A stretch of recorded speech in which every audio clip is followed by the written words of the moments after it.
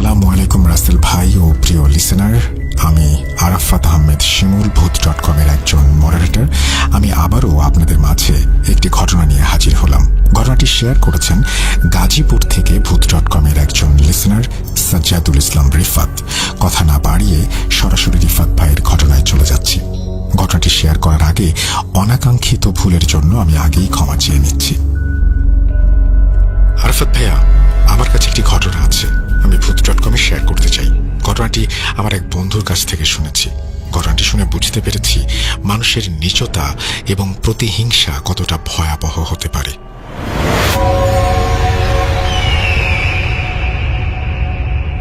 আমার বন্ধু রহিম একদিন আমাকে বলল, জানিস বন্ধু, আমার মামা খুবই ভালো মানুষ ছিলেন। তিনি আমাকে খুব আদর করতেন। বাংলাদেশ পুলিশের চাকরির সুবাদে ঢাকায় থাকতেন। আমাদের গ্রামের বাড়ি গফরগাঁও উপজেলায়। ছুটি পেলেই মামা গ্রামের বাড়িতে আসতেন। গ্রামের মানুষ তাকে খুব সম্মান করত।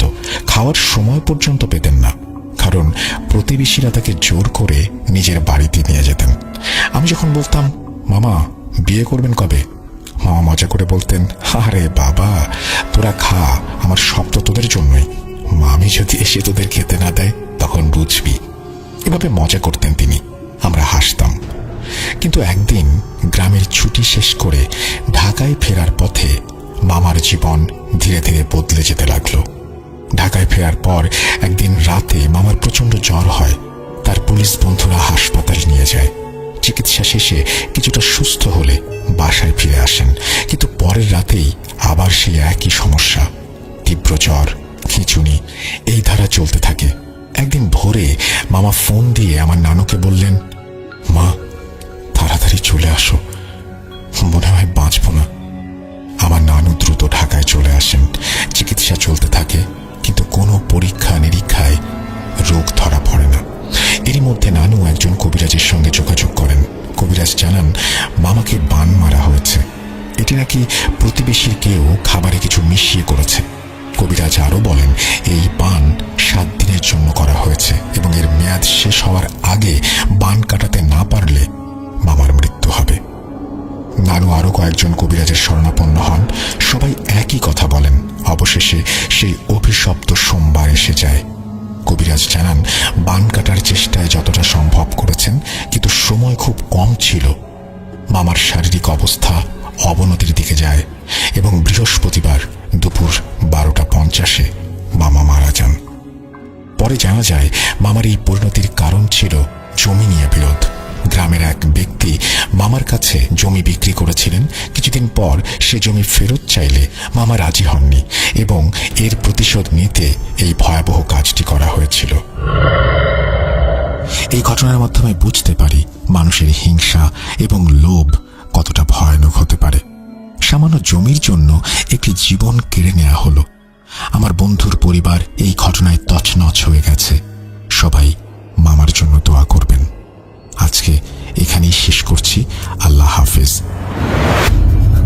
এই বলে তিনি তার ঘটনা শেষ করেছেন। খুবই ছোট্ট একটা ঘটনা, কিন্তু আশা করব আপনাদের ভালো লেগেছে।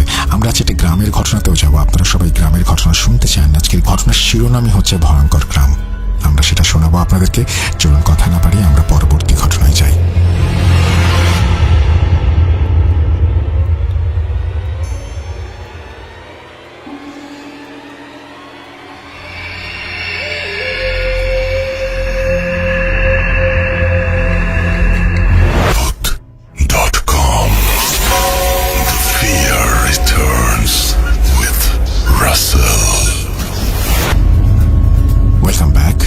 করছি আপনারা সবাই ভালো আছেন, ভালোর দলে আছেন। কথা কেউ শুনতে পছন্দ করেন না, তাই কথা না বলে সরাসরি ঘটনায় চলে যাব। আশা করছি যে আমাদের আজকের যে ঘটনাটি এখন আপনারা শুনবেন সেই ঘটনাটি আপনাদের ভালো লাগবে। যদি এতটুকু আনন্দ দিতে পারি তাহলে মনে করব যে আমরা কোন না কোনোভাবে সার্থক হয়েছি। চলুন ঘটনায় যাই। আসসালামু আলাইকুম রাসেল ভাই। ভূত.com এর সকল লিসনারদেরকেও আমার সালাম ও শুভেচ্ছা। আমি জানি আপনি ভালো আছেন এবং ভালোর দলে আছেন। আমি মোহাম্মদ দেলোয়ার হোসেন। আমার বাসা রাজশাহী জেলা মোহনপুর উপজেলা গোছা গ্রামে। আমি 2010 সাল থেকে আজ অবধি আপনাকে শুনছি। আমার কাছে অনেক ঘটনা আছে আর অনেকবার পাঠাতে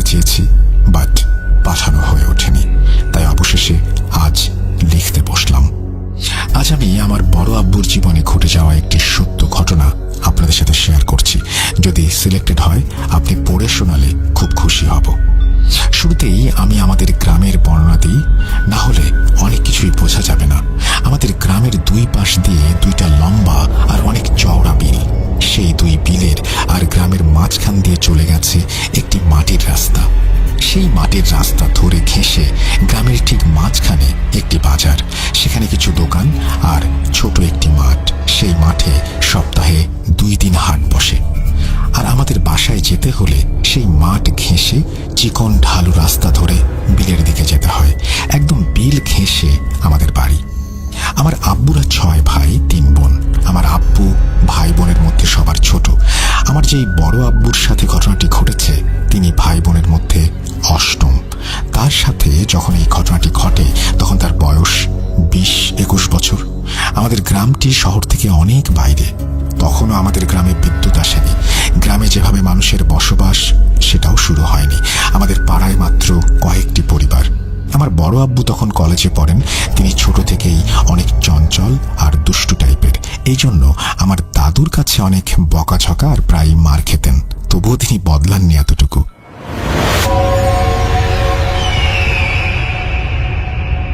1980 সাল। গ্রামে শিক্ষার আলো নেই বললেই চলে, আর জিন ঘটিত ঘটনা অহরহই ঘটে। আমাদের গ্রামে এবং আশেপাশের গ্রামে তখন অনেক বেহুলা পালা, যাত্রাপালা আর মাদারের গানের আসর বসত প্রতি রাতে। সেইবার শীতকালে পাশের গ্রামে মাদারের গানের আসর বসেছিল। প্রতিদিন সবার কাজ শেষে অনেক রাত ধরে সেই গানের আসর চলত। আমার বড় আব্বু সেদিন সকালেই প্ল্যান করেন আজ রাতে গান শুনতে যাবেন। সেই জন্য দিনের সব কাজ শেষ করে সম্পূর্ণ তৈরি হয়ে থাকেন রাতের জন্য। আমার দাদু জানলে তাকে যেতে দেবেন না এবং অনেক মারবেন। তাই ভয়ে তিনি আমার দাদিকে জানান আজ গান শুনতে যাবেন যেন কেউ জানতে না পারে, এবং তার রাতের খাবার যেন তার রুমে ঢেকে রাখা হয়। আর অনেক রাতে তিনি ডাকলে যেন দরজা খুলে দেওয়া হয় যাতে আমার দাদু কিছু টের না পান। ব্যাস, তিনি আমার দাদিকে সব বুঝিয়ে দিয়ে একাই বের হয়ে পড়লেন গান শুনতে। তখন গ্রামে কাঁচা রাস্তা দিয়ে সবাই চলাচল করতেন, আর যেহেতু রাতে বের হয়েছিলেন, এত রাতে তিনি কোনো ভ্যান পেলেন না। তাই তিনি সিদ্ধান্ত নিলেন হেঁটেই যাবেন। তিনি প্রায় 1 ঘন্টা হেঁটে সেই গানের আসরে উপস্থিত হন। তিনি কোনো সমস্যা ছাড়াই সেখানে যান, আর তার কাছে কোনো কিছুই অ্যাবনর্মাল মনে হয়নি। গান শেষ হতে হতে রাত 2টা। তিনি গানের আসর শেষ হলে বাসায় আসার জন্য হাঁটা শুরু করলেন। তিনি ভেবেছিলেন যাওয়ার সময় হয়তো গ্রামে কারো না কারো দেখা পাবেন, কিন্তু তিনি অনেক খুঁজেও কাউকে না পেয়ে একাই হাঁটা শুরু করলেন। কিন্তু এবার আসার সময় কেমন যেন তার ভয় ভয় লাগছিল, গা ভারী হয়ে আসছিল। তাও তিনি সাহস রেখে হাঁটা শুরু করলেন। রাত তখন 3টা। চারিদিকে ধুধু অন্ধকার আর ঝিঁঝি পোকার ডাক, শিয়াল কুকুরের ডাক। রাস্তার ধারে তেমন কোনো বাড়ি নেই। এভাবে কিছুক্ষণ হাঁটার পর তিনি আমাদের গ্রামের সেই বাজারের একদম কাছে চলে আসলেন। তিনি বাসায় আসার জন্য সেই মাঠের কিনারা দিয়ে ঢালু রাস্তায় পা বাড়াতেই হঠাৎ খেয়াল করলেন এতক্ষণ তিনি যেই খুটখুটে অন্ধকারে হাঁটছিলেন, হঠাৎ যেন সেই গা ছমছম করা অন্ধকার নেই। মনে হচ্ছে ভরা পূর্ণিমার আলোতে সব যেন ঝকঝক করছে। তিনি ভাবলেন তাহলে কি সকাল হয়ে গেছে? কিন্তু এত দ্রুত কিভাবে অন্ধকার থেকে সকাল হবে? তিনি তখনও কোনো ভয় বা ভয়ের মতো কিছু টের পাননি। হঠাৎ তিনি একটু দূরে কিছু একটা মুভমেন্ট ফিল করলেন, যেন অনেক মানুষ এক জায়গায় জড়ো হয়ে কিছু করছে, আর সেখানে যেন অনেক আলোতে ভরা, যেন অনেকগুলো সাদা ধপধপে বাল্ব একসাথে জ্বলছে। কিন্তু এটা কিভাবে সম্ভব? তখন আমাদের গ্রামে বিদ্যুৎ আসেনি, আর এত রাতে এত মানুষ কিভাবে আসবে এখানে? তার অজান্তেই যেন গা ঠান্ডা হয়ে আসছিল। তিনি তাও মনের মধ্যে একটা কিউরিওসিটি থেকেই সেই মাঠের দিকে ধীরে ধীরে পা বাড়ালেন। একটু সামনে এগিয়ে যেতেই তিনি দেখলেন এখানে সাদা জুব্বা টাইপের কাপড় পরা অনেক মানুষ সারিবদ্ধভাবে দাঁড়িয়ে আছেন, আর সামনে লাশ রাখার খাটিয়ার মতো কিছু একটা আছে। তিনি ভাবলেন এত রাতে এখানে কারা জানাজা পড়বে? আর আমাদের গ্রামে আজ কেই বা মারা গেল? কই সন্ধ্যায় তো কারো মৃত্যু সংবাদ শুনিনি। তার মানে তখনও কোনো অ্যাবনর্মাল কিছু ফিল হয়নি। তিনি ভাবলেন জানাজা যখন তখন দাঁড়িয়েই যাই কাতারে। এইভাবে তিনি সেই লোকদের সাথে দাঁড়াতেই হঠাৎ খেয়াল করলেন পাশের লোকটা তার দিকে বারবার তাকাচ্ছে। তিনি ভাবলেন হয়তো পরিচিত কেউ হবে, এই ভেবে তিনি তার দিকে তাকালেন। কিন্তু তিনি যা দেখলেন তা কোনোদিন কেউ দেখতে চাইবে না। তিনি দেখলেন একজন বয়স্ক লোক, তার চেহারা যেন চাঁদের আলোর মতো, ঝকঝকে দুটো চোখ। তিনি ভয়ে যেন পাথর হয়ে গেলেন। কি করবেন কিছুই মাথায় আসছিল না, যেন পুরো শরীর শক্ত হয়ে গেছে। তার মুখ দিয়ে কোনো কথাও বেরোচ্ছিল না। হঠাৎ বড় আব্বু লক্ষ্য করলেন সেই লোকটা তাকে হাতের ইশারায় বাড়ির রাস্তা দেখাচ্ছেন, যেন বলতে চাচ্ছেন, তুমি বাসায় চলে যাও, এখানে থেকো না, এক্ষুনি যাও। হঠাৎ বড় আব্বুর পা যেন তার অজান্তেই সেই ঢালু রাস্তার দিকে অনেক জোরে জোরে চলতে শুরু করলো। তিনি দৌড়াতে শুরু করলেন। এক দৌড়ে বড় আব্বু বাসার দরজায় এসেই মা বলে চিৎকার দিয়ে অজ্ঞান হয়ে গেলেন। কিন্তু বড় আব্বু নাকি দৌড়ানোর সময় একবারও পেছনে তাকাননি। তার চিৎকার শুনে আমার দাদু দাদি সবাই অনেক দ্রুত ঘর থেকে বের হয়ে আসলেন। দরজা খুলে দেখেন বড় আব্বু অজ্ঞান হয়ে পড়ে আছে। সবাই তাকে ধরাধরি করে রুমে নিয়ে গেলেন। সেদিন রাতে তার আর জ্ঞান ফেরেনি। পরদিন সকালে যখন তার জ্ঞান আসে, সবাই জিজ্ঞাসা করেন কি হয়েছিল তার সাথে। বড় আব্বু সবাইকে সবকিছু খুলে বলেন। সব শুনে আমার দাদু আব্বুকে অনেক বকাঝকা করলেন, আর আমার দাদিকেও কেন সে যেতে দিয়েছে এই নিয়ে অনেক বকলেন। তারপর আমার দাদু গ্রামের এক কবিরাজকে ডেকে আনলে সেই কবিরাজ আমার বড় আব্বুকে পানি পড়া দেন এবং একটা তাবিজ দেন। বলেন যে তার এত রাতে বাইরে যাওয়া মোটেও উচিত হয়নি। সেদিন হয়তো কোনো মুসলিম জিনের মধ্যে কেউ মারা গিয়েছিলেন, তাই তারা সেই দিন জানাজা দিয়ে সেই মৃত জিনের দাফনের ব্যবস্থা করছিলেন। তিনি আরও বললেন, আমার বড় আব্বুর কপাল অনেক ভালো, তাই একজন বয়স্ক ভালো জিন তাকে বাড়ির পথ দেখিয়ে দিয়েছে, তার জীবন রক্ষা করেছে। এই ছিল ঘটনা। এটা 100% সত্য ঘটনা, আর আমার বড় আব্বু আজও বেঁচে আছেন। আমি তার কাছ থেকেই শুনেছি। ঘটনা প্রথম কোথাও শেয়ার করলাম, আর এর দায় দায়িত্ব সব আমার। যদি ভালো লাগে সিলেক্টেড হয় আমাকে জানাবেন। আমার কাছে আরো ঘটনা আছে, সময় করে পাঠিয়ে দেবো ইনশাল্লাহ।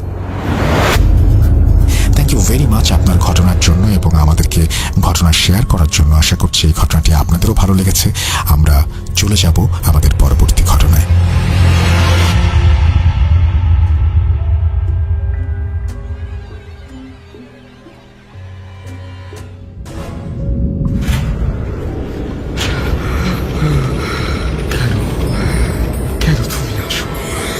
আমি শুধু তোমার সাথেই থাকতে চাই। কিভাবে সম্ভব? মৃতদের এই পৃথিবীতে থাকতে নেই। তুমি তুমি চলে যাও, চলে যাও, প্লিজ চলে যাও।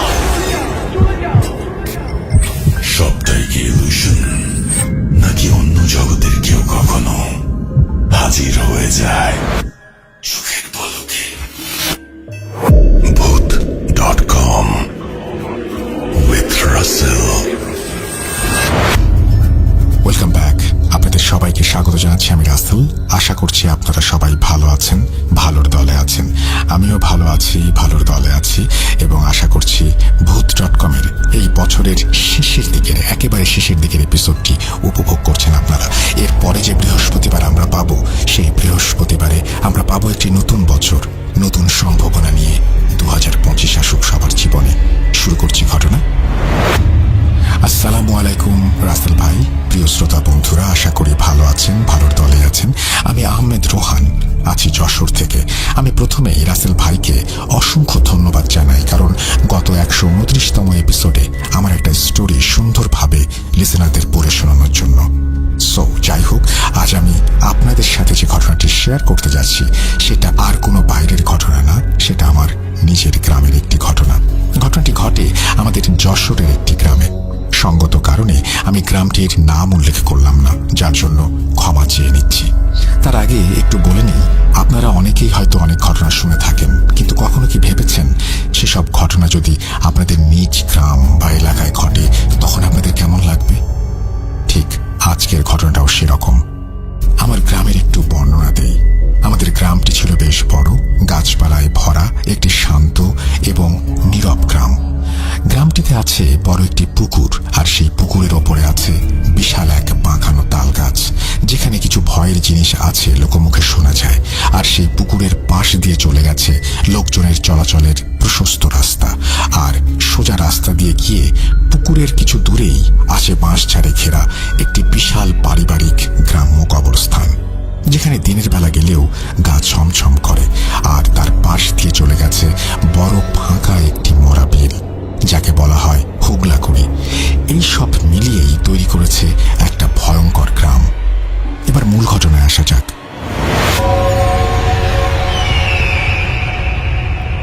ঘটনা 1। সময়টা ছিল বর্ষাকাল, দিনটি ছিল বৃহস্পতিবার। গ্রামের একটি লোক নাম রমিজ মিয়া একজন ইজি বাইক চালক। সে রাত 1টা পর্যন্ত বাইক চালিয়ে গ্রামের রাস্তা ধরে বাড়ির দিকে আসতে শুরু করে। সেদিন হালকা বৃষ্টি পড়ছে আর চারিদিকে মৃদু ঝিঝি পোকার ডাক আর বিদ্ঘুটে অন্ধকার। মাঝে মাঝে আকাশের বুক চিরে বিদ্যুতের ঝলকানি, আর সেই বিলের দিকটা থেকে মৃদু শেয়ালের ডাক বুকটা কাঁপিয়ে দিচ্ছে। আগেই বলে রাখি, রমিজ মিয়ার বাড়ি যেতে হয় সেই পুকুরের পাড় দিয়ে। সে যখন বাইক নিয়ে পুকুরের পাশ কাটিয়ে যাচ্ছিল, হঠাৎ সে একটা চাপা কান্নার শব্দ শুনতে পায়। সে খেয়াল করে শব্দটা পুকুরের মধ্যে থাকা তাল গাছ থেকে আসছে। এবার সে ওই দিকে তাকায় এবং দেখতে পায় একটি মহিলা বাঁকানো তাল গাছের ওপরে পেছন ফিরে বসে আছে। তার পা দুইটি পানির মধ্যে, তার পরনে থপথপে সাদা শাড়ি, চুলগুলো ছড়ানো, কিন্তু সে পেছন ফিরে আছে এবং কান্না করছে। সে ভাবল, এত রাতে এখানে মহিলাটা কি করছে? হয়তো বাড়ি থেকে রাগারাগি করে এসেছে, গলায় ফাঁস দিতে পারে। এবার সে গাড়িটাকে একটু সামনে দাঁড় করিয়ে রেখে যায় মহিলাটির কাছে, গিয়ে পেছন দিক থেকে বলে, কে আপনি? এত রাতে এখানে কি? বাড়ি চলে যান। যেই না কথাগুলো বলেছে, অমনি মহিলাটি তার দিকে ঘুরে তাকায়। তখন সে যেটা দেখতে পায়, সেটা দেখার জন্য সে মোটেও প্রস্তুত ছিল না। সে দেখে একটি বিষণ্ণ চেহারা, যার চোখ দুটো ছিল পুরাই সাদা আর মুখটা আগুনে ঝলসানো, আর মুখ দিয়ে টাটকা রক্ত গড়িয়ে পড়ছে। আরো দেখে সেই অশরীরীর সাথে একটি বাচ্চা। সে খুব রাগান্বিত দৃষ্টিতে তাকিয়ে আছে এবং একসময় সে বলে ওঠে, হায়, আমার কাছে আয়। এই বলে ভয়ানক অট্টহাসি হাসতে থাকে। এটা দেখে সে প্রচন্ড ভয় পেয়ে চিৎকার করতে করতে বাড়ির দিকে দৌড় দেয়, আর বাড়ির সাথে গিয়ে জোরে একটা চিৎকার দিয়ে অজ্ঞান হয়ে যায়। যখন তার জ্ঞান ফেরে, তখন সে দেখে তার বাড়িতে তাকে ঘিরে অনেক লোকের ভিড়, আর সবাই বলে, কি হয়েছিল রাতে? এবার সে রাতের ঘটনাগুলো খুলে বলে। এতে আশেপাশের লোকজনের মনে ভয়ের দানা বাঁধে, আর রমিজ মিয়াকে ভালো কবিরাজ দেখানো হয়, কিন্তু তাতে কোনো লাভ হয় না। রমিজ মিয়া দিন দিন কেমন পাগলের মতো হয়ে যায়। সে হঠাৎ হঠাৎ গভীর রাতে বারবার ছুটে চলে যায় সেই পুকুর পাড়ে। এই ঘটনার ঠিক 7 দিন পর সেই পুকুরের পানিতে ভাসতে দেখা যায় রমিজ মিয়ার লাশ। ঘটনার একটি জায়গায় তিনি বলেছেন যে এই যে বাচ্চাটি ছিল, তিনি বলেছেন যে এই বাচ্চাটিকে হয়তো তিনি খাচ্ছিলেন। তো এই যে আদমখোরের কথা আমরা শুনি, এবং এই যে একটা অদ্ভুত টান, এবং সেই টানের কারণে মৃত্যু হয় রমিজ মিয়ার, জীবন দিতে হয় তাকে, এই ব্যাপারগুলো খুবই অদ্ভুত। আমরা জানি যে ঢাকাতেও এরকম আদমখোরের সন্ধান পাওয়া গিয়েছে। বাংলাদেশের বিভিন্ন জায়গায় হয়তো এরকম আদমখোররা আছেন, আমি ঠিক জানি না। যদি আপনারা জেনে থাকেন অবশ্যই আমাকে জানাবেন। আমি চলে যাচ্ছি ঘটনা 2-এ। একদিন গ্রামের একজন লোক, তার নাম তুহিন, সে শহরে একটি কাপড়ের দোকানে কাজ করত। একদিন দোকান বন্ধ করে বাড়ি আসতে আসতে অনেক রাত হয়ে যায়। রাত প্রায় 2টার মতো হবে। সে মেইন রোড থেকে নেমে গ্রামের কাঁচা রাস্তা ধরে একটা সিগারেট ধরিয়ে হাঁটতে হাঁটতে বাড়ির দিকে আসতে থাকে। সে যে রোড দিয়ে আসছিল, যেহেতু সময়টা বর্ষাকাল ছিল, রাস্তাটি ছিল প্রচুর কর্দমাক্ত। রাস্তার এক পাশে ছিল পাট ক্ষেত, আর এক পাশ দিয়ে একটু হালকা টাইপের বাগান, যার ভেতর 4টা পারিবারিক কবর আছে। আর মাঝখান দিয়ে সেই রাস্তা ধরে চলেছে তুহিন মিয়া।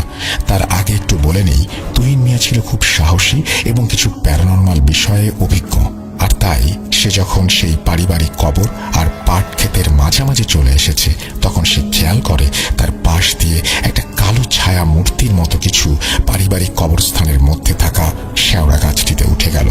তখন সে একটু ভালো করে খেয়াল করলো এবং একটি ভয়ানক দৃশ্য দেখতে পেল। সে দেখে চাঁদের আবছা আলোয় একটি যুবতী মেয়ে, বিভৎস, গায়ে কোনো কাপড় নেই, চোখের কুটুরিতে চোখ নেই, পুরো খালি, চুলগুলো এলোমেলো, তার হাতে একটি কালো রঙের দড়ি নিয়ে দাঁড়িয়ে আছে। সেই বিভৎস অবয়বটি সেই শেওড়া গাছ থেকে নেমে তার দিকে এগিয়ে আসে। এটা দেখে সে প্রচন্ড ভয় পায় এবং মনে মনে ভাবে তার সাথে আজ খারাপ কিছু ঘটতে চলেছে। সে মনকে শান্ত করে, সূরা কালাম পাঠ করতে থাকে এবং নিজে শরীরটা বন্ধ করে নেয়। এরপর তাকে ঘিরেই একটি বড় বৃত্ত এঁকে ফেলে। তারপর সেই বৃত্তের মধ্যে সে দাঁড়িয়ে যায়। এতে দেখা যায় সেই বিভৎস অবয়বটি তার কাছে আসতে পারছে না। সে খালি হাতে থাকা দড়িটি নিয়ে তুহিন মিয়ার গলায় পরাতে চাচ্ছে, কিন্তু পারছে না। এভাবে সময় যেন যাচ্ছেই না। তুহিন মিয়ার গলা শুকিয়ে এসেছে সূরা পড়তে পড়তে। এভাবে কতক্ষণ কেটেছে বুঝতে পারছে না।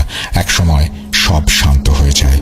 দূরের মসজিদ থেকে ভেসে আসে ফজরের আজান এবং নারীরূপী সেই অবয়বটি রাগান্বিত হয়ে কর্কশ কণ্ঠে বলে আজকে তাকে ছেড়ে দিয়েছে বা সে বেঁচে গেছে। ঘটনা ৩। একদিন এক রাতে আমাদের এলাকার খুব পরহেজগার একজন মানুষ ঈশার নামাজ পড়ে ঘুমিয়ে যান। প্রতিদিনের মতো গভীর রাতে ঘুম থেকে ওঠেন তাহাজ্জুদের নামাজ পড়ার জন্য। সে সময় বাইরে থাকা টিউবওয়েলটিতে ওযু করার জন্য যান। হঠাৎ ঘোড়ার পায়ের শব্দ শুনতে পান। তিনি ভাবেন এত রাত্রে ঘোড়া আসবে কোত্থেকে। একটু কৌতূহলী হয়ে তার বাড়ির সামনের রাস্তায় তিনি তাকান। তারপর এক ভয়ানক দৃশ্য দেখতে পান। তিনি দেখেন একটি মাথাবিহীন ঘোড়া তার দিকে এগিয়ে আসছে। ঘোড়াটি গজগজ করতে করতে সামনে এগিয়ে আসছিল এবং তার সামনে দিয়ে দৌড়ে হুগলাকুড়ি বিলটার দিকে গেল। মাথাবিহীন ঘোড়া, এটা দেখে তিনি প্রচন্ড ভয় পান এবং সে রাতে আর নামাজ পড়েন না। পরবর্তীতে শোনা যায় এরকম দৃশ্য অনেকেই রাতে দেখেছে এবং খুব বাজেভাবে ভয় পেয়েছে। ঘটনা ৪। একদিন রাতে আমাদের গ্রামের এক ব্যক্তি, তার নাম হাসান মিয়া, যার বাড়িটি ছিল বাঁশবাগানের কাছেই রাস্তার ধারে। একদিন অনেক রাতে হাসান মিয়ার স্ত্রীর হঠাৎ বাইরে যাওয়ার প্রয়োজন হয়। সেদিন বাইরে ছিল জ্যোৎস্না রাত। যেহেতু অনেক রাত, সেই কারণে কাউকে না ডেকে একাই যান বাইরে। যখন তিনি রাস্তার পাশে থাকা টিউবওয়েলের কাছে এসেছেন তখন একটু ঝুমুর বাজার শব্দ শুনতে পান।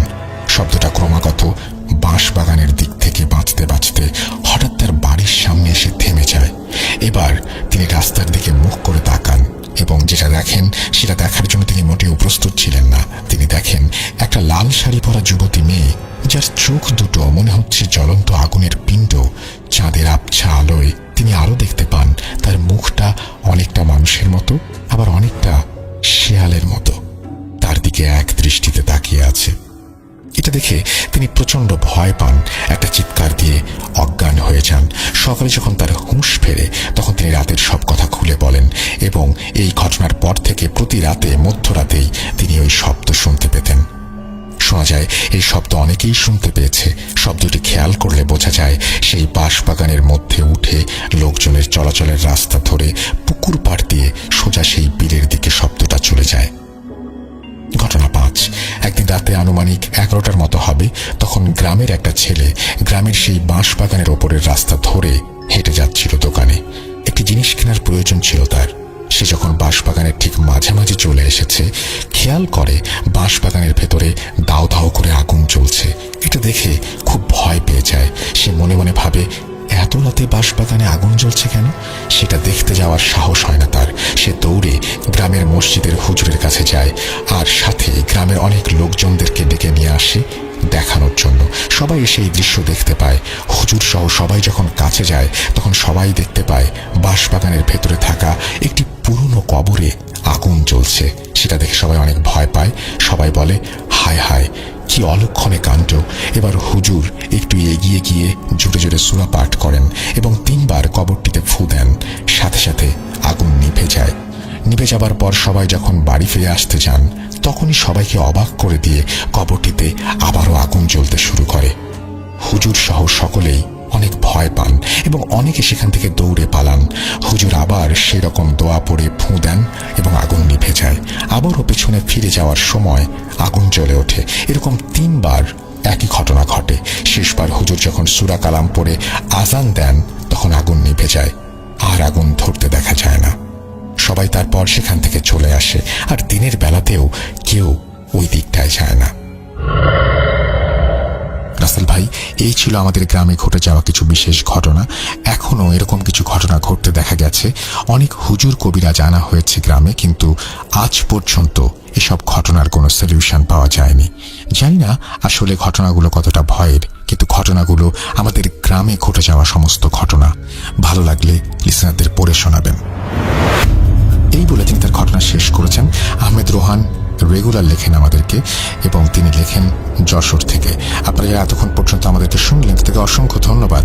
এখন আমরা এমন কিছু ঘটনায় যাব যে ঘটনাগুলো হয়তো আগেও শুনেছেন বা শোনেননি বা বারবার শুনতে চাইবেন। চলুন কথা না বাড়িয়ে সেই ঘটনাগুলোতে যাওয়া যাক।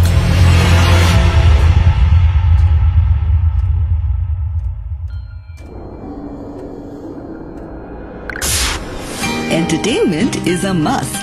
শুনুন স্বাধীন পডকাস্ট।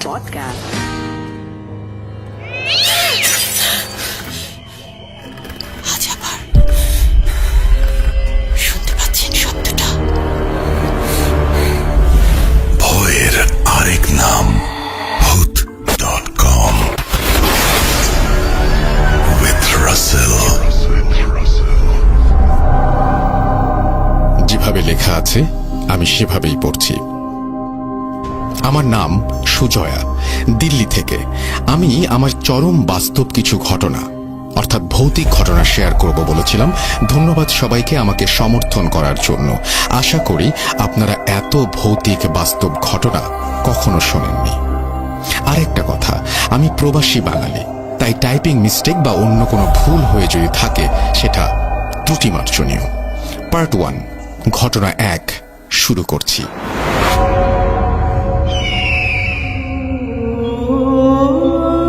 এটি আমার মায়ের জীবনের কাহিনী। আমার মায়ের বর্তমান বয়স 60। তার যখন 22 বছর বয়স তখন মুর্শিদাবাদের একজনের সাথে পত্র মিতালি মারফত কথা হতো। তার নাম ছিল হেমন্ত। তারা 4 ভাই, কোনো বোন ছিল না, তাই হেমন্ত মামা আমার মাকে পত্র মিতালি সূত্রে বোন পাতিয়েছিল। তাদের ও তাদের মায়ের খুব ইচ্ছে ছিল আমার মাকে একটিবার চোখে দেখার, কিন্তু আমার দাদুর কড়া শাসনে মা একলা আলিপুর দুয়ার থেকে মুর্শিদাবাদ যেতে পারেননি।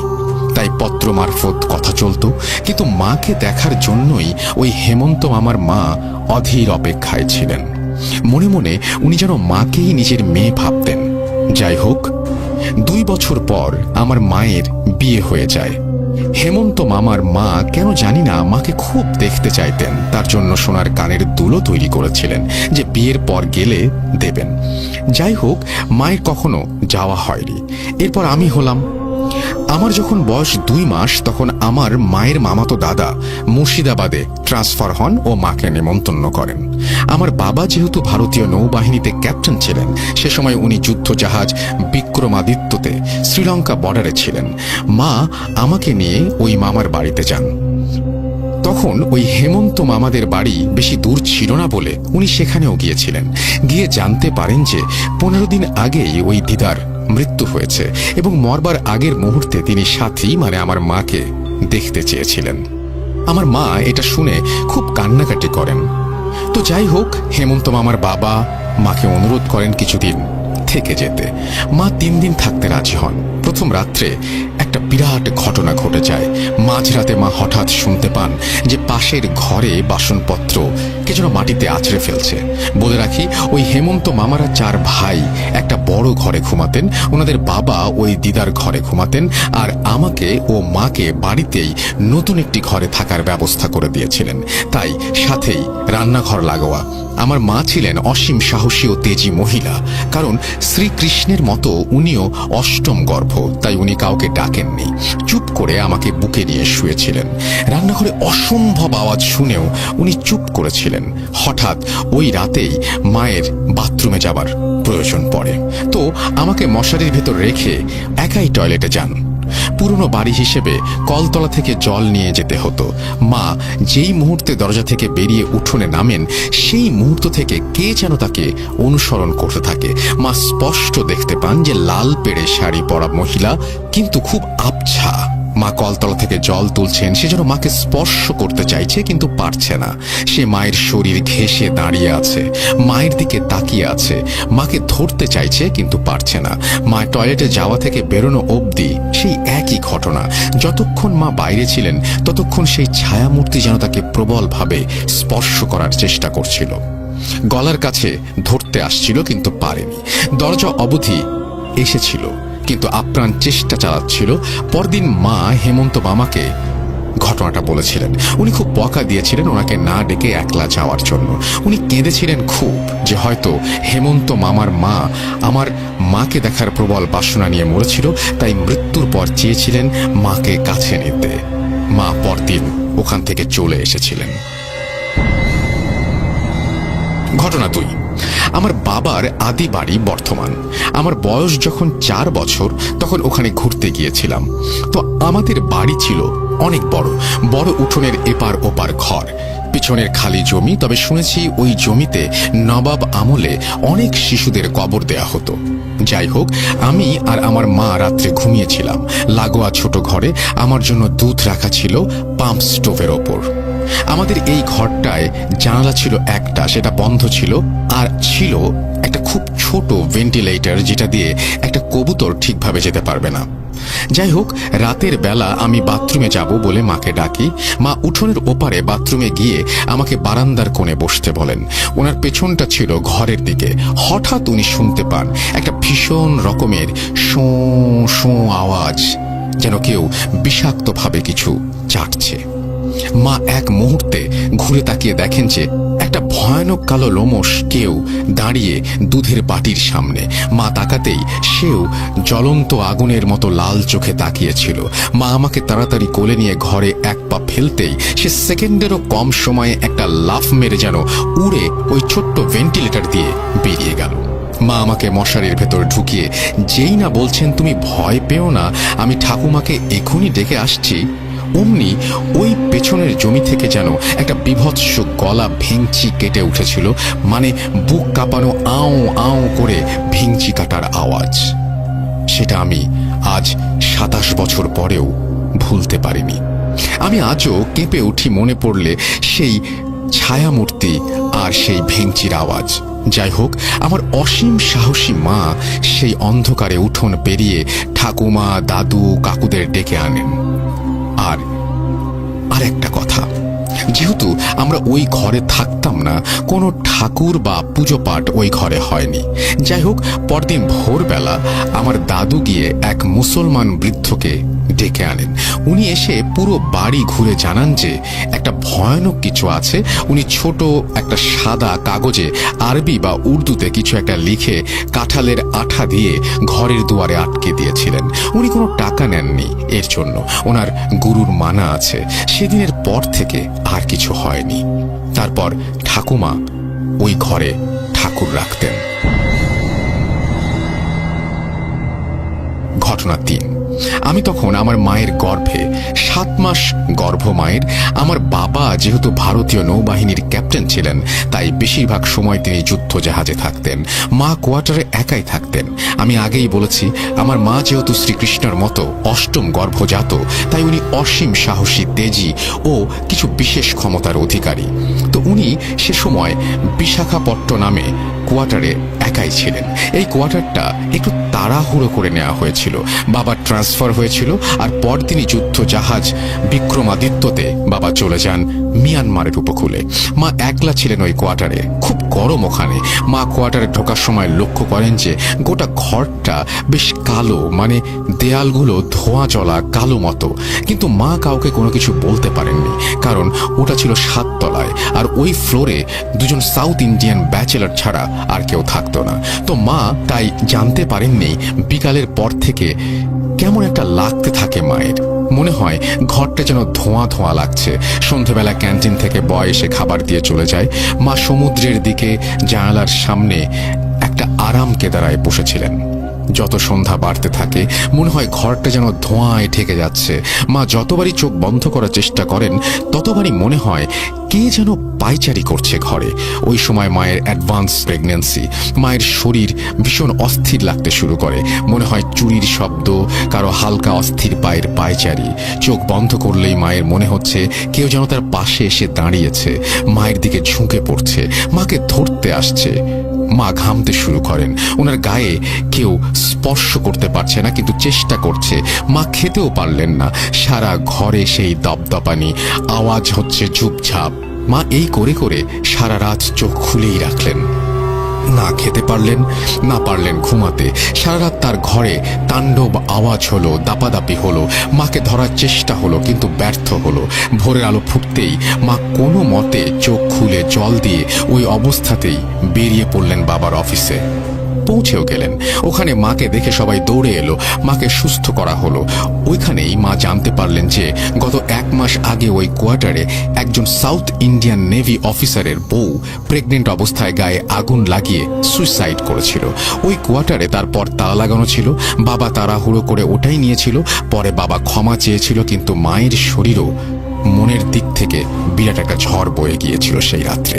সেই দিনই মাকে অন্য কোয়ার্টারে নিয়ে যাওয়া হয়েছিল। ঘটনা 4। আমার তখন 5 বছর বয়স। আমি মায়ের সাথে মামাবাড়ি আলিপুরদুয়ার গিয়েছিলাম। তো ওখানে মায়ের পিস্তুত দাদার বাড়িতে নেমন্তন্ন ছিল। মামা বাড়ি ওই বাড়িটা থেকে হেঁটে 10 মিনিট। তার মাঝখানে একটা খোলা ছোট জায়গা। শুনেছি ওইখানে নাকি রাজনৈতিক দাঙ্গার সময় অনেক খুন হয়েছিল এবং পাড়ার একজন দিদা মেয়ের ওপর রাগ করে গায়ে আগুন দিয়ে জ্বলতে জ্বলতে ওই খোলা জায়গায় এসে মরেছিল। তো যাই হোক, ওই পিস্তুত মামার বাড়ি থেকে খেয়ে সেই মামা মামি আমাদের এগিয়ে দিতে এসেছিলেন মামা বাড়ি অবধি। তখন রাত 11টা, খুব নির্জন রাস্তা। কিন্তু যেই ওই খোলা জায়গাটার কাছাকাছি আসলাম আমি বলে বোঝাতে পারবো না কি বিভৎস আর্তনাদ মেশানো শব্দ হচ্ছিল। আমার স্মৃতিশক্তি খুব প্রবল। 2 বছর বয়সের কথা মনে আছে। সেই আওয়াজটা আমার কানে এখনো বাঁধে। ওহ, বলে বোঝাতে পারবো না। যাই হোক, ওই আওয়াজটা শুনে মামা মামি তক্ষুনি আমাদের নিয়ে অন্য দূরের রাস্তা ধরে মামা বাড়িতে পৌঁছে দিয়ে যান। ঘটনা 5। আমার সেজো মামা রাতে অফিস থেকে বাড়ি ফিরতেন। উনি হাসিমারায় ছিলেন। উনি রোজ প্রায় 11টা নাগাদ রিকশায় করে ফিরতেন। এরকমই এক বিশেষ তিথির দিনে উনি ফিরছেন, হঠাৎ ওনার রিকশা আটকে যায়। কিছুতেই সামনে এগোতে পারছে না, কে যেন টেনে রেখেছে, চেপে রেখেছে। তখন হঠাৎই ওই রিকশাওয়ালা কাকু নেমে গলাতে একটা মাদুলি খুলে সামনের দিকে বাড়িয়ে দিয়ে আবার চলতে শুরু করেন এবং রিকশা চলতে থাকে। পরে মামা জানতে পারেন পরদিন নাকি রিকশা কাকুটা দেখেন যে তার মাদুলির ভেতরে একটা জিনিস নেই, যেটা ওনার গুরু দিয়েছিলেন। ঘটনা 6। আমার মায়ের পিস্তুত এক দাদা বউ পছন্দ না হওয়াতে গায়ে আগুন দিয়েছিলেন। সেই দাদাদের বাড়ি থেকে আমার মামা বাড়ি হেঁটে 20 মিনিট। যেই রাত্রে উনি গায়ে আগুন দেন সেই সময় উনি কিছুটা বাঁচতে চাইছিলেন, কিন্তু পারেননি। সেই রাত থেকে আমার দাদু বাড়ির ছাদে ভয়ানক আওয়াজ শুরু হয়, মনে হয় ভূমিকম্প হচ্ছে। আমার দাদু দিদা ওই মামার খুব প্রিয় ছিলেন। সেই রাত থেকে আমার দাদুর বাড়িতে প্রতি রাতে ছাদে বিকট আওয়াজ শুরু হয়, মনে হয় ছাদ ভেঙে পড়ছে। রাতে উঠোনে মনে হয় কে যেন দৌড়াচ্ছে। এভাবে 5 দিন চলার পর দাদু ওই পিসি দিদাকে ডেকে পাঠান এবং গায়ায় যান পিণ্ডি দান করতে। তখন গায়ায় মূল প্রেত গৃহে পিণ্ডি দান হতো।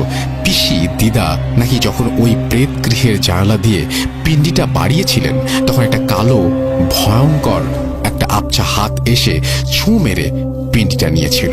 সেই রাত থেকেই আমার দাদু বাড়িতে ওই তাণ্ডব বন্ধ হয়ে যায়। ঘটনা 7। আমার আরেক পিস্তুত মামার আংশিক খুন হয়েছিল। মানে ভরা বাজারে এক গুন্ডা ওনার পায়ের মূল শিরা কেটে দিয়েছিল। ডাক্তাররা বলে দিয়েছিলেন উনি 6 মাস অবধি বাঁচবেন পঙ্গু হয়ে। উনি দেখতে খুব সুন্দর আর সমাজসেবী ছিলেন। এই ঘটনার পর বাড়ির সবার খুব মন খারাপ হয়ে যায়। মাসের মাথায় হঠাৎ ওনার দাদার বিয়ে ঠিক হয়। উনি বিছানাতে শুয়েই কাঁদতে কাঁদতে বলেন যে ওনার তো বিয়ে হতে পারল না, তাই যে দাদার বিয়ে হচ্ছে সেই বৌদিকে উনি সঙ্গে করে নিয়ে যাবেন। সবাই মৃত্যু পথযাত্রীর মজার কথা ভেবেছিল।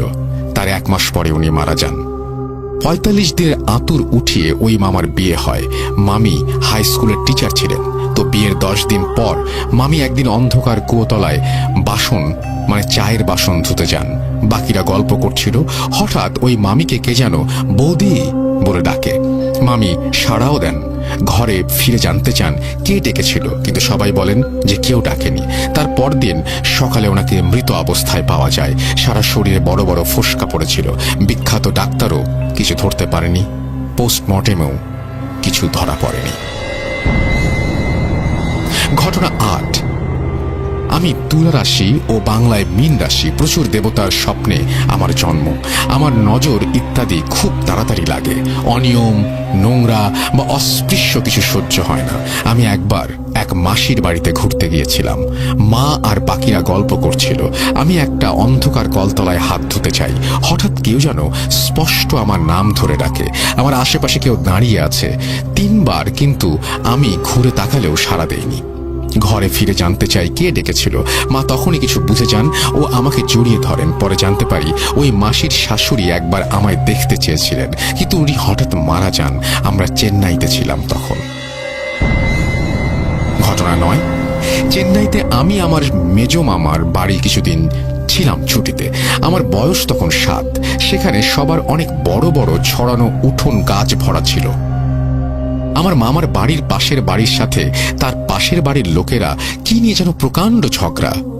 সাউথের সবাই আর আমিও উঠোনে দাঁড়িয়ে ঝগড়া শুনছি। একটু ভিড় হয়েছিল। হঠাৎ দেখি একটু দূরে একটা ছোট পেয়ারা গাছের নিচে কে যেন দাঁড়িয়ে আছে চুপচাপ। বেশ লম্বা, রোগা, কিন্তু যুবক মতো। সাদা ধুতি গোটা গায়ের শরীরে জড়ানো। সে সামনে আসছেও না, নড়ছেও না। আমি ঝগড়া ফেলে ওই দিকেই তাকিয়ে আছি। হঠাৎ মনে হলো সে যেন আমার দিকেই তাকিয়ে আছে, কারণ বডির দিকটা পরিবর্তন হয়েছে, কিন্তু বোঝা যাচ্ছে না। আমি প্রায় 10-15 মিনিট তাকিয়ে রইলাম। স্পষ্ট দেখলাম সেও যেন তাকিয়েছে। ধীরে ধীরে ঝগড়া কমলো, ভিড় কমলো, কিন্তু শেষ ফুরল না। বেপরোয়া হয়ে উঠলাম আমি। মামাদের চোখ এড়িয়ে ওদিকে এগোলাম, কিন্তু আমি যতই এগোই দেখি সে যেন অস্থির হয়ে সরে যাচ্ছে, কিন্তু ভেসে ভেসে। আমি যতই এগোই সে যেন ভয় পেয়ে ভেসে ভেসে সরে যায়। আমি গাছতলাটা ছাড়িয়ে গেলাম, দেখি সেও পেছনের একটা খোলা জমিতে সরে যাচ্ছে। আমি প্রাচীরের সামনে দাঁড়ালাম, সেও জমির অনেকটা দূরে সরল। কিন্তু মনে হলো সে অস্থির, কিছু একটা বাধা পেয়েছে। হঠাৎ পেছন থেকে মামা ডাকছে। আমি মামাকে বললাম, কিন্তু মামা বলল না কিছু, বকলো আমাকে। আমি আজও জানতে পারিনি কে বা কি ছিল সেটা। ঘটনা 9। আমি একবার বর্ধমানে আমার পৈতৃক বাড়িতে ঘুরতে গিয়েছিলাম বড় হয়ে। তখন আমার 9 বছর বয়স। এক পিসির বাড়ির পেছনের বারান্দায় দাঁড়িয়েছিলাম। আমি আসলে অন্ধকারটা একটু পছন্দ করি, এটা আমার জিনগত। যাই হোক, বারান্দায় দাঁড়িয়েছি। হঠাৎ দেখছি সামনের একটা বাগান থেকে জীবন কাকু দাঁড়িয়ে, লুঙ্গি আর পাঞ্জাবি পরা, যেটা উনি খুব পরেন। আমাকে ডাকছেন মনে হলো। আমি চোখ বন্ধ করে চোখ খুললাম, কেউ নেই। আবার এক মুহূর্ত পরেই দেখলাম জীবন কাকুকে, কিন্তু একটু সরে গেছেন উনি সাইডে, সেই ভাবেই ডাকছেন। আমি বারান্দা থেকে নামতে যাব, মায়ের আবছা গলার আওয়াজ পেলাম। আমি পিছিয়ে এলাম, দেখলাম কেউ নেই সামনে। আমি দৌড়ে সামনের দরজা দিয়ে জীবন কাকুদের বাড়িতে গিয়ে দেখি উনি ছাত্র পড়াচ্ছেন। আমি আর ভাবতে পারিনি। আমি আজও জানি না কি হয়েছিল ওটা। ঘটনা 10। আমি আর আমার মা দিল্লির কোর্টে একটা কাজে গিয়েছিলাম। তখন ছুটি চলছিল। মনেই ছিল না কিছু অ্যাডভোকেট তাদের চেম্বার খুলতেন। তো আমরা আলোচনার জন্য একজনকে জিজ্ঞেস করি। উনি একটু দূরে ছিলেন, অপেক্ষা করতে বললেন। আমরা 5 তলায় দাঁড়িয়ে আছি, অনেক বন্ধ চেম্বার ওখানে। আমরা একটা বন্ধ চেম্বারের সামনে দাঁড়িয়েছি, নির্জন, লোক প্রায় নেই। হঠাৎ আমি দেখছি সামনের বন্ধ চেম্বারের দরজাটা যেন ভয়ানকভাবে কেউ ভেতর থেকে টানছে, ধাক্কাচ্ছে। বাইরের দরজাটা ভীষণ নড়ছে। মাকে দেখালাম, উনি এগিয়ে গেলেন। কিছুক্ষণ চুপচাপ দরজাটা দেখে আবার সেই রকম শুরু হলো, যেন প্রবল বেগে কেউ ধাক্কাচ্ছে, টানছে। মা হঠাৎ দরজার ওপর হাত রেখে তালাটা ধরলেন, যেন মনে হলো কেউ বাধা পেল। মা দাঁড়িয়ে রইলেন। হঠাৎ আমাদের ওই অ্যাডভোকেট পেছন থেকে ডাকলেন। পরে জানতে পারি ওই চেম্বারে একজন সিনিয়র অ্যাডভোকেট হার্ট অ্যাটাকে মারা যান। উনি ভেতরে কাজ করছিলেন। ওনার একজন ক্লায়েন্ট ওনাকে মৃত অবস্থায় পান। সর্বশেষ ঘটনা, আমি তখন লেখাটা বুঝতে পারিনি। আমি তখন ভাড়া থাকি, কোনো একটা জায়গার কথা বলছেন তিনি, আমি না হয় নাই বললাম সেটা। এবং তারপরে তিনি বলছেন যে বাড়ি থেকে ইউনিভার্সিটিতে অনেকটা দূর। তো একদিন রাত হয়েছিল সেমিনার থেকে ফিরতে, সেখানে থাকতাম, সেটা একটু ভেতর দিকে, লোক কম। আমি বাস থেকে নেমে হেঁটে আসছিলাম অনেকটা। হঠাৎ এসে দেখি বাড়ির রাস্তাটা নেই। আমার এই পাড়াটা খুব গোছানো, কিন্তু একটু সেকেলে। কিন্তু সেই রাস্তাটায় দেখলাম আধুনিক এবং আওয়াজ হচ্ছে খুব। তখন রাত 12টা। আমি পিছিয়ে এসে আবার একই দিকে হাঁটলাম, কিন্তু এবার দেখি রাস্তাটা নেই, চারিদিকে শুনশান, পুরনো লেন। হঠাৎ মনে হলো কেউ বা কারা যেন আমাকে ঘিরে ধরেছে। আমি ঘামছি, কিন্তু ভয় পাবো না ঠিক করেছি। মনে হলো একটা অদৃশ্য ভিড় আমাকে ঘিরে ধরেছে। আমি ভোঁ ভোঁ একটা আওয়াজ পাচ্ছি, কিন্তু দমটা চাপা লাগছে। আমি বুঝতে পারছি আমি এগোতে চাইছি, ভিড়টা বিরক্ত হচ্ছে। তারা চাইছে না আমি যাই। আমি দেখতে পাচ্ছি তাদের, কিন্তু বুঝতে পারছি না। আমাকে তারা চেপে ধরতে চাইছে, কিন্তু পারছে না। আমাকে ঘিরে ক্রমে আমি চিৎকার করতে চাইছি, কিন্তু পারছি না। আমি হঠাৎ মাকে ডাকলাম মনে মনে, জানি না কতক্ষণ ডাকলাম। হঠাৎ চোখ খুলে দেখি আমি আমার একটা বাড়ির আগে আপেল গাছের নিচে দাঁড়িয়ে আছি। আমি এক দৌড়ে আমার বাড়ির দরজায় পৌঁছে কলিং বেল বাজালাম। মা আমাকে দেখেই চমকে উঠলেন। আমাকে পাগলের মতো লাগছিল।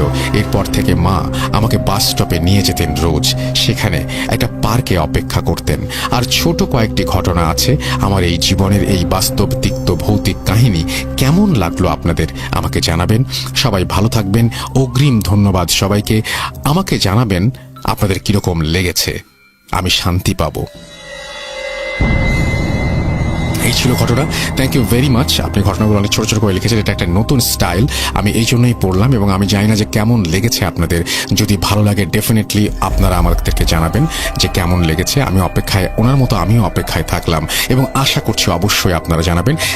এবং আপনারাও আমাদেরকে এরকম ঘটনা পাঠাবেন। আমাদের ইমেল অ্যাড্রেস তো জানেনই। আমাদের ইমেল অ্যাড্রেস হচ্ছে russell.booth.com@gmail.com। আপনার নাম, ঠিকানা এবং ফোন নাম্বার সহ আপনার জীবনে ঘটে যাওয়া বা আপনার জানা সেরা ঘটনা লিখে পাঠিয়ে দিন আমাদের কাছে। ঘটনার শুরুতে অবশ্যই উল্লেখ করুন যে ঘটনাটি আপনি স্টুডিওতে এসে শেয়ার করতে চান, নাকি আপনি চান আপনার ঘটনা আমরা পড়ে শোনাই। যারা দেশের বাইরে রয়েছেন তারা সরাসরি অডিও ক্লিপ করে পাঠাতে পারেন বা লিখেও পাঠাতে পারেন। এটা কমপ্লিটলি আপনাদের ব্যাপার যে আপনি কিভাবে পাঠাবেন। অপেক্ষায় থাকলাম আপনার ঘটনায়। চলে যাচ্ছি আমাদের পরের স্টোরিতে।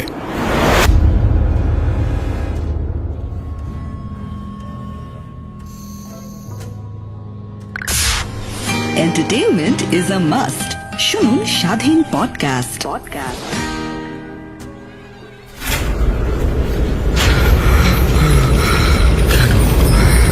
কেন তুমি আসো? আমি শুধু তোমার সাথেই থাকতে চাই। তুই চলে যাও, চলে যাও, প্লিজ চলে যাও। Booth.com with Russell.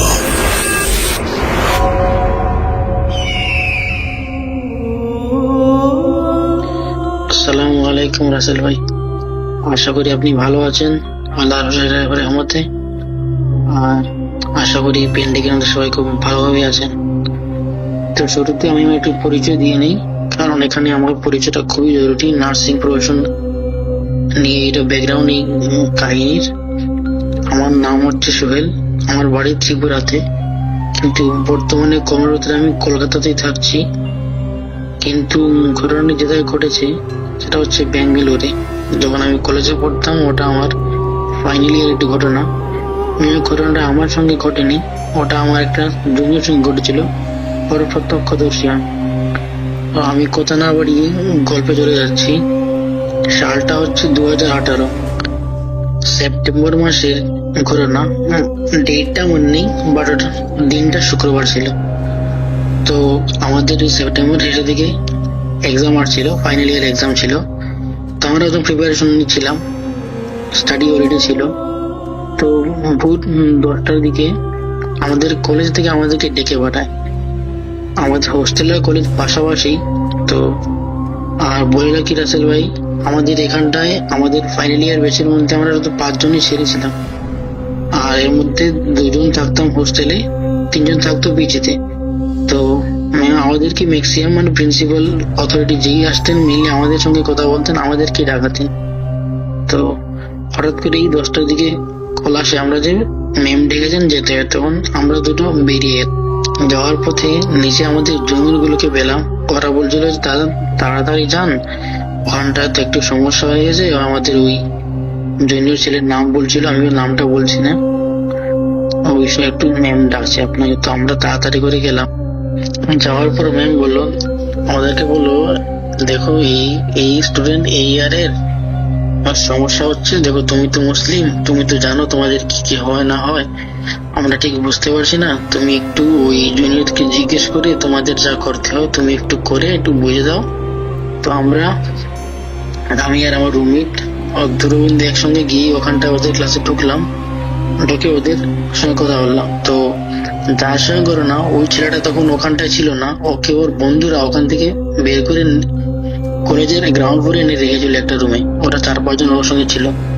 তো ওখানটায় গিয়ে আমরা জানতে পারলাম যে হয়েছিল, ওই ছেলেটা আমাদের সকাল 9:15 কলেজ স্টার্ট হতো। তো 9:15 কলেজে ঢুকে ঠিকঠাক, তো 9:20-25 মধ্যে স্যার ম্যাডাম যিনি থাকতেন ঢুকে যেতেন ক্লাসের মধ্যে। কিন্তু ওই দিন হয়তো 5 মিনিট লেট হচ্ছিল। এর মধ্যে ও যার সঙ্গে ঘটনা, ওর জুনিয়র ছেলে ওর বেঞ্চমেটকে বললো যে দরজার বাইরে জানালার উপরে একটা অ্যাপেল রাখা আছে, ওটা নিয়ে আমি খাবো। তো ও বললো যে ঠাট্টা করছে, ফাজলামো করছে। তারপর ও গিয়ে সত্যি সত্যি একটা অ্যাপেল দেখতে পেলো ওখানটায়, ওটা নিল হাতে নিয়ে। অনেকটা অবাক হলো, কারণ আমরা আসলে ওই যে হাইব্রিড যে অ্যাপেল গুলো দেখি অনেক বড় হয়, অ্যাপেল পাই তৈরি করতে অনেকগুলো, ওইসব ওগুলো মানে তৈরি করে না, ওই বড় বড় হাইব্রিড রকম অ্যাপেল ছিল। বাট ও হাইব্রিড অ্যাপেল থেকে খানিকটা বড় ছিল। তো ও একটু মানে ইতস্ত বোধ করে, তাও নিয়ে ওকে দিয়ে দেয়। ও জিজ্ঞেস করে তুই কি করে জানলি এর ওখানটা ছিল, আমরা কেউ দেখতে পারিনি। এমনকি মানে ও বললো ওটা আমাকে আমার বন্ধু দিয়েছে খাবার জন্য। তো বেশ, ওর হাতে ও দিয়ে দিয়েছে। ও তো বললো আমাকে খাওয়াস, ও বললো না ওটা তুই খেতে পারবি না, ও এমনটা বললো। তারপর ওটাকে পুরো একা নিজে হাতে নিয়ে, আমরা যদি 3টে বাইট নিয়ে যতটা শেষ করতে পারবো, ও প্রথম বাইটে অতটা শেষ করে দিল। তা দেখে ওর সঙ্গের ছেলে একটু ঘাবড়ে গেছিল। ও বলছিল কি হয়ে খাচ্ছিস, তুই কি রাক্ষস হয়ে গেছে নাকি, এমনটা বলছিল ওরা। ওটা খেয়ে তারপর ওর বেঞ্চমেটের কাছে জল চাইলো, তোরা জল দিল। এরই মধ্যে ম্যাম ঢুকে পড়লেন ক্লাসে। ম্যাম ছিলেন, তো ও এর মধ্যে সবাই ম্যাম অ্যাটেন্ডেন্স করছেন, ও এর মধ্যে বিড়বিড়ি করে কি বলছে। আর ওকে ম্যাম ডাকছেন, বাট ও রেসপন্স করছে না। তো ম্যাম ওর সামনে গিয়ে দাঁড়ালেন, ওর ন্যাচারাল কি হয়েছে ওর বলে জিজ্ঞেস করে, ও কিছু বলছে না, ও জাস্ট এমনিতেই ভিডিও করে মানে বলছে। তার দেখে ম্যাম একটু ঘাবড়ে গেলেন। তো ম্যাম বেরিয়ে গেলেন। ম্যাম বেরিয়ে গিয়ে প্রিন্সিপাল ম্যামকে খবর দিলেন। প্রিন্সিপাল ওখানটায় আসলেন, এসে দেখলেন যে ও বসে আছে। ও ম্যামকে দেখে বলছে আমি মিষ্টি খাবো। আমি কথাটা বাংলায় বলছি, বাট আমাদের ওখানটায় সবাই জানেন বেঙ্গালুরের লোকাল ল্যাঙ্গুয়েজ কানাডা ল্যাঙ্গুয়েজ। তো ওখানটায় আমাদের টিচারের সঙ্গে ম্যাক্সিমাম ইংলিশে কথাবার্তা হতো, কারণ আমরা কানাডা ল্যাঙ্গুয়েজ খুব ভালো বলতে পারতাম না, তো ইংলিশই বলতে পারতাম মেনলি কলেজে। তো ইংলিশেও কতক্ষণ হচ্ছিল, বাট আমি বাংলায় বলছি। তো কতক্ষণটা এমন হচ্ছিল, ওর বন্ধুরা যেভাবে আমাকে বললো যে ও ম্যামকে দেখে বললো ম্যাম আমি মিষ্টি খাবো, ও মিষ্টি খেতে ইচ্ছে করছে। তারপর ম্যাম নিজের ওখান থেকে 50 টাকা দিয়ে ওর রুমে বেঞ্চম্যানকে পাঠালেন, বলে 4টে মিষ্টি নিয়ে আসো। তো বেঙ্গালুরে সেই ওরকম ভালো মিষ্টি পাওয়া যায় না, সবাই জানেন রসগোল্লা ওগুলো কিছু পাবেন না। তখনটায় যেগুলা পাওয়া যায়, যেগুলো নর্মাল সুইট পাওয়া যায়, ওগুলো আনলো, ও খেলো।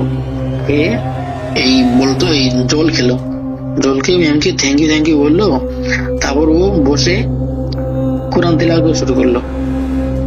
তো মানে ও ও ছেলেটা ভালো, ও নামাজ পড়তো রোজ, ও এই ঠিকঠাক মতো এই ভালোভাবে পড়াশোনা করতো, সব ঠিকঠাক ছিল ওর। কিন্তু মানে ও এত ভালো যে মানে ওই কোরআন তেলাওয়াত করতে পারে, তা আমাদের কেউ জানা ছিল না ওখানটা। ছোট থাকলে ভাই জানেন যে সবাইটা জেনে যায় কে কিরকম ছেলে, ব্যবহার কিরকম, কে কি জানে, তো ওরটা জানা ছিল না। তো তা দেখে ম্যাম একটু ঘাবড়েলেন। তো তারপরই ম্যাম আমাদেরকে খবর দিলেন। তারপর আমরা ওখানটায় গেলাম। তারপর গিয়ে আমরা ওদের সঙ্গে যেটা জানতে পারলাম, তারপর ওরা ওই অ্যাপেলটা নিয়ে একটা ডাস্টবিনে ফেলে দিয়েছিল।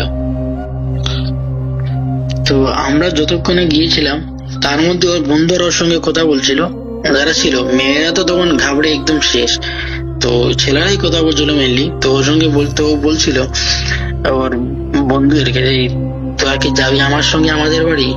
তো ওর বন্ধুরা বললো হ্যাঁ এইবার ছুটিতে বাড়িতে গেলে অবশ্যই তোর বাড়িতে যাবো না কেন, বেড়াতে যাবো নিশ্চয়ই। বলে না আমি ওখানটার কথা আমার বাড়ি বলছি, যাবি তোরা, নিয়ে যাবো তোদেরকে, সন্ধ্যাবেলা আসবি, এরকম বলছিল। তো ওরা বললো কি বলছে, কি মাথা খারাপ হয়েছে না, এটাই ভাবছিল। তারপর ওরা ওকে ক্লাসে সবাই ভয় পাচ্ছিল বলে নিচে নিয়ে গেল। তারপর আমাদেরকে ডাকলো। তারপর আমরা ওখান থেকে ওকে নিয়ে গেলাম। আমাদের ওখান থেকে মসজিদটা হেঁটে গেলে 2 মিনিট, খুবই কাছে ছিল। তো আমরা ওখানটায় গেলাম, দিনটা শুক্রবার ছিল, আগেই বলেছি। তো আমরা ভেবেছিলাম যে ইমাম সাহেবকে পেয়ে যাবো, কিন্তু পাইনি। ওখানটায় গিয়ে দেখি শুধু আমাদের মুয়াজ্জিন সাহেব আছেন।